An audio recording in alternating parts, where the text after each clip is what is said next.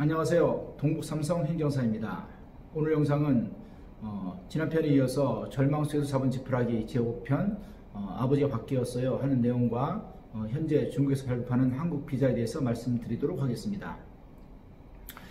중국 동포 여성분이 한국 입국 시에 호급을 위조해서 입국하였고요. 그동안 국내에서 체류하는 과정에서 문제가 없다가 귀화를 신청하는 과정에서 과거 호구가 위조됐다는 사실이 확인되어서 사범시사를 받은 사례입니다. 이어서 중국에서 발급하는 비자 사항을 말씀드리면 코로나 바이러스로 비자가 계속적으로 발급이 되지 않다가 최근 들어서 국민의 배우자, 영주권의 배우자, H2, F4의 배우자에 대해서 비자를 발급하고 있습니다. 그러나 제국 비자인 H2 비자, 또한 불법 체류자가 나가서 받는 C31, C38, C39 비자에 대해서는 계속적으로 비자 발급이 되지 않고 있어서 참 어려움이 많습니다. 특히 불법 체류자인 분들은 한국 정부를 믿고 나갔는데 코로나 바이러스로 인해서 비자 신청할 수 없는 상황에 대해서 안타까울 따름입니다. 빨리 C31 비자, C38, C39 비자가 재개되었으면 좋겠습니다.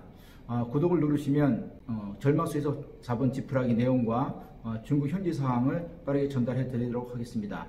바로 이어서 아버지가 바뀌었어요 하는 내용을 보시겠습니다. 절망 속에서 잡은 지푸라기, 아버지가 바뀌었어요. 호구부 위조로 귀화 불허 및 강제 퇴거 위기. 안녕하세요. 저는 중국 동포입니다. 큰 고민이 있어 전화드렸습니다. 제가 한국 귀화 신청을 했는데요. 문제가 생겼습니다. 이분은 중국 동포 여성으로 F4 비자로 전라남도 광주에서 10년째 생활하는 분이다. 이분의 사건은 이렇다. 이분은 중국에서 대학교를 졸업하고 10년 전에 한국에 입국하여 8년을 대학원에서 공부하였다. 그 후에 공기업에 취직하여 계약직으로 근무하고 있으며 귀화를 신청하여 필기, 면접을 통과하고 귀화 허가, 소식만 오매불만 기다리던 중에 광주 출입국사무소에서 연락이 온 것이다. 이분은 귀화 필기, 면접을 모두 통과하였기에 당연히 귀화 허가 통보라는 생각을 하였을 것이다. 2년이라는 긴 세월 동안 이 순간을 얼마나 기다렸던가. 광주 출입국사무소 귀화 담당 직원은 과거 호구부와 현재 호구부에 있는 아버지가 왜 다른가요? 왜 다른지 출입국사무소에 출석하셔서 소명하세요. 출입국 직원은 굳이 소명 자료를 보지 않아도 왜 아버지가 다른지 알 것이다. 호구부가 위조되었다는 것을. 중국 동포 여성분은 이 한 통의 전화로 귀화 허가 통보를 기대했건만 벼랑 끝으로 떨어지는 기분이었을 것이다. 이분은 출입국 직원의 아버지가 다르다. 한마디에 10년 전 상황을 떠올렸다고 한다. 10년 전 이분은 중국에서 대학교를 졸업하고 한국으로 유학을 와서 석사 박사학위를 꿈꾸었다고 한다. 당시 모친이 한국에 취업하기 위하여 한국 입국 비자를 신청하였지만 불허가를 받았다고 한다. 이분은 한국 유학으로 본인 비자를 신청할 시 모친이 신청한 비자가 불허가 되었던 전력이 있기에 본인 비자에 안 좋은 영향을 끼칠 것 같아서 본인을 타인의 호구부에 올려서 위조된 호구부를 제출했다고 한다. 당시에 호구부 위조하는 것은 어려운 일이 아니었기에 이렇게 타인의 자녀로 비자 신청을 하여서 한국 입국 비자가 허가되어 한국에 입국할 수 있었다. 이렇게 호구부 위조로 입국한 사연을 이분은 그동안 잊고 살았다. 국내에서 비자 연장에도 전혀 문제가 없었다. 이분은 영주권 또는 귀화 신청 시 한국 최초 입국 시점부터 심사한다는 사실을 몰랐으며 주중국 한국영사관에 제출한 서류도 확인한다는 사실을 몰랐던 것이다. 이 여성분은 출입국 직원의 전화 한 통으로 큰 혼란에 빠졌다고 한다. 귀화 불허는 당연하다고 생각했고 문제는 강제 퇴거 후 입국 규제다.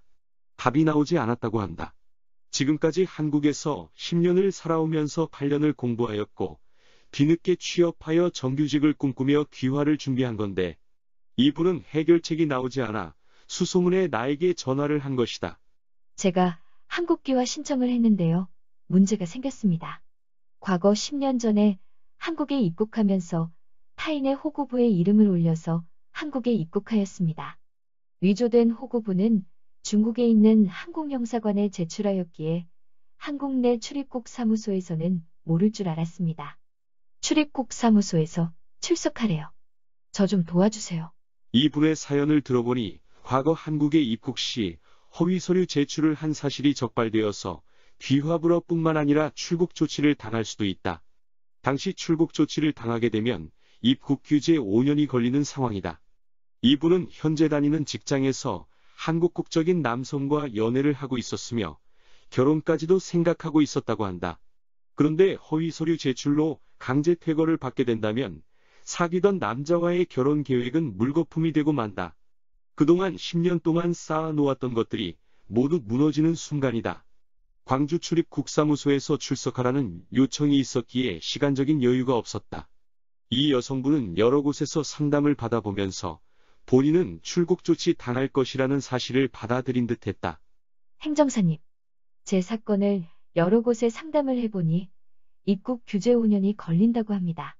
그래도 저를 도와주셔서 입국 규제 기간을 최소한으로 줄여주실 수 없나요? 10년 전 호구부 위조한 것으로 살아온 10년이 물거품이 되기 직전입니다.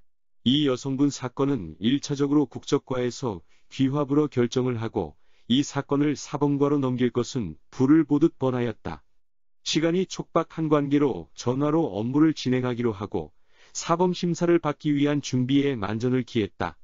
이틀 후 서류를 잘 준비하여 아침 일찍 일어나 서울역에서 KTX를 타고 광주로 내려갔다. 광주 출입 국사무소에서 여성분을 만났으며 이 여성분의 안색은 체념하는 분위기였다. 이어 국적과 직원을 만났으며 국적과 직원은 호구부 위조한 거 맞죠? 10년 전 호구부가 위조인가요? 귀화 불허는 당연한 겁니다. 바로 사범과로 서류 넘길 테니 오늘 사범심사 받고 가세요. 귀화 신청은 예상한 대로 불허가 결정된 듯 했으며 중요한 것은 사범심사이다. 늘 느끼는 것이지만 범법행위 결과보다 어떻게 사범심사를 받느냐가 더 중요하다. 사범과에서 사범심사가 진행되었다. 사범과 직원은 국적과 직원에게서 대충 설명을 들었기에 사건의 요점을 파악한 듯했다. 사범과 직원은 사건 내용은 알겠습니다. 허위 서류 제출은 출국 조치 및 일정 기간 입국 규제하고 있습니다. 가져온 서류를 검토할 시간이 필요하니 내일 이 시간에 다시 오세요. 우리는 광주 출입 국사무소를 나왔으며 그나마 이 여성분의 희망은 입국 규제를 5년보다 적게 받는 것이었다. 나는 내일 다시 내려온다는 약속을 하고 서울로 올라왔다. 하루 대중교통으로 이동하는 시간만 10시간 정도 된 듯하다. 다음날 새벽같이 일어나 다시 서울역에서 KTX를 타고 광주로 내려갔다. 광주 출입 국사무소 앞에서 이 여성분을 만났다. 시리에 찬 모습이 너무 안쓰러웠다. 이 여성분은 어제 너무 고민이 되어 한숨도 못 잤어요. 심사받는 이 시간이 너무 무서워요. 다시 사범과에서 심사가 진행되었다. 직원은 어제 가져온 서류를 잘 보았습니다. 원칙은 출국 조치하고 입국 규제 5년을 하는데요. 제출한 서류를 보고 출국 조치를 안 하기로 결정하였습니다. 하지만 출국 조치를 안 하는 대신 범칙금 500만 원을 부과합니다. 이 중국 동포 여성분은 출국당하고 1년 후 재입국을 희망하였는데 체류라니 믿어지지 않는 결정에 이 여성분은 미소가 아닌 놀란 표정이다. 이렇게 사범심사가 종료되고 이 여성분의 배웅을 받고 광주 송정역에서 서울행 KTX에 올라탔다. 몇 개월 후 이 여성분에게서 전화가 왔다. 저 귀화 서류 준비해서 다시 신청해도 될까요? 나의 대답은 무엇일까? 서류 준비해서 다시 접수하세요. 다음 영상을 빠르게 보고 싶으시면 구독을 누르시면 됩니다. 다음 시간에 뵙겠습니다. 동북 삼성행정사였습니다.